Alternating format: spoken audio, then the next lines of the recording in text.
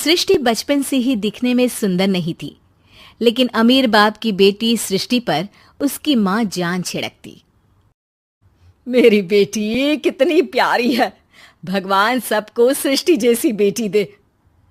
सृष्टि धीरे धीरे बड़ी होती है। एक दिन सृष्टि की सहेली कहती है, तू दिखने में कितनी अजीब सी है, लेकिन मैं जानती हूँ हम सब में सबसे अच्छी शादी तो तेरी ही होगी। तेरे पापा अमीर जो हैं।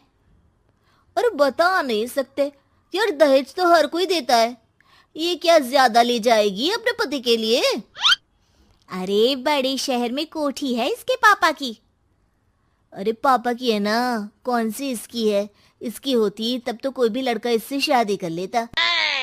अरे पापा की मतलब पापा की है तो मेरी ही है ना? किसने कहा? अब तेरी तो तब होगी ना जब तेरा भाई ना हो। वैसे भी शादी के बाद सारी प्रॉपर्टी भाई के नाम होती है।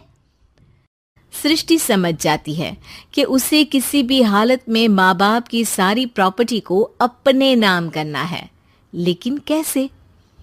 एक दिन सृष्टि का भाई शीनू कहता है, बहन क्या कर रही है? तुझसे एक बात करनी है। अरे हाँ हाँ करना, मैं तो तेरी बहन हूँ। बहन मेरी लाइफ में ना एक लड़की है, बहुत अच्छी है। मैं सोच रहा हूँ माँ और पापा से बात करूँ शादी के लिए। सृष्टि को समझ में आ जाता है कि भाई की शादी होते ही भाभी उसे एक दिन भी घर में बर्दाश्त नहीं करेगी। क्या बात है भाई, बताना कौन है वो? यार वो बहुत अच्छी लड़की है, पढ़ी लिखी है, मेरे साथ जॉब भी करती है। बस एक प्रॉब्लम है। प्रॉब्लम? क्या प्रॉब्लम है भाई? यार वो शादीशुदा है, लेकिन उसके पति ने उसे सिर्फ इसलिए छोड़ दिया क्योंकि उसके माँ बाप दहेज नहीं दे पाए। सृष्टि ये सुनकर न जाने क्यों खुश हो जाती है। अरे भाई तो क्या हुआ, लड़की तुझे तो पसंद है ना? शीनू को लगता है कि बहन उसे समझ रही है। वो इस बात से अनजान होता है कि उसकी बहन की मंशा पूरा घर हड़पने की है। सृष्टि अपनी माँ से कहती है, मम्मी मुझे तो बहुत चिंता है। पता है शीनू क्या कर रहा है? अरे क्या कर रहा है? वो तो काम पर जाता है और वापस घर आता है। नहीं ना माँ, वो यही तो नहीं कर रहा, बाकी सब कर रहा है। आपको पता है उससे प्यार है, और वो भी एक शादीशुदा लड़की से। ये क्या हो गया?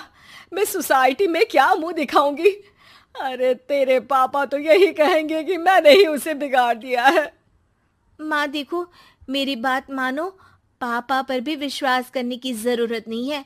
अब आप ही बताओ, पापा इतनी देर घर के बाहर रहते हैं क्यों? बोलो। अरे बेटा वो तो नौकरी करते हैं ना। तू बहुत भोली है माँ। पापा का ऑफिस तो 7 बजे खत्म हो जाता है, लेकिन देखो कितनी देर से आते हैं। अरे नहीं नहीं बेटा, ऐसी कोई बात नहीं है। सृष्टि माँ को एक औरत से बात करते पिता की फोटो दिखाती है। देखो माँ, कैसे हैं पापा? मैं ना कहती थी कि पापा सही नहीं है। मैं तेरे पापा से बात करूंगी, दे फोटो मुझे। ओ माँ, वो तो डिलीट हो गई। लेकिन चल, तूने तो देख लिया ना। पापा से बाद में बात कर लेना, और हाँ, मेरा नाम बिल्कुल मत लेना। हाँ माँ। अब क्या था, सृष्टि के माँ और पिता के बीच झगड़ा होना शुरू हो जाता है।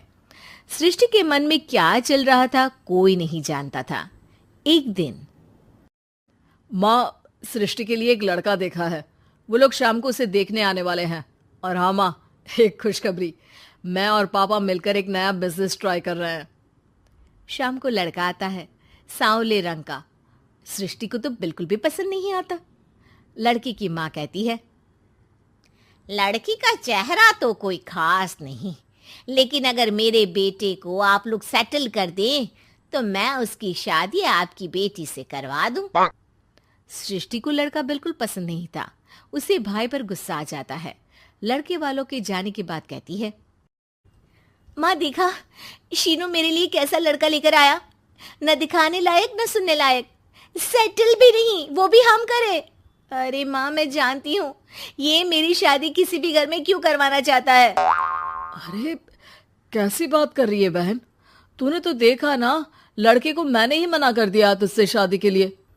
जिसने लड़का बताया था उसने उसकी बहुत तारीफ की थी। बात आई गई हो जाती है, लेकिन सृष्टि का मन शांत नहीं होता। क्या करूं, कुछ समझ में नहीं आ रहा। मेरी शादी हो गई तो ये लोग पूरी प्रॉपर्टी शीनू के नाम कर देंगे, मेरे हाथ तो कुछ लगेगा ही नहीं। तभी सृष्टि को आइडिया आता है। वो किसी वकील को फोन करती है। जी देखिए, अगर आपके मम्मी पापा का तलाक हो जाता है तो आपके पिता की आधी प्रॉपर्टी आपकी माँ के नाम हो जाएगी, फिर उसे वो किसी को भी दे सकती है। सृष्टि अब माँ को बेटे के खिलाफ भरती है। माँ, शीनू पर नजर रखा करो, वो जिस लड़की के प्यार में है ना वो शादीशुदा है। यहाँ आएगी, सारा पैसा, रुपया, जमीन, जायदाद सब हड़प लेगी। पापा का भी हाल तुमसे छुपा नहीं है। ऐसा ना हो कि मैं और आप एक दिन सड़क पर भीख मांगे। हे भगवान, मैं तो जीते जी मर जाऊंगी अगर ऐसा हो गया तो।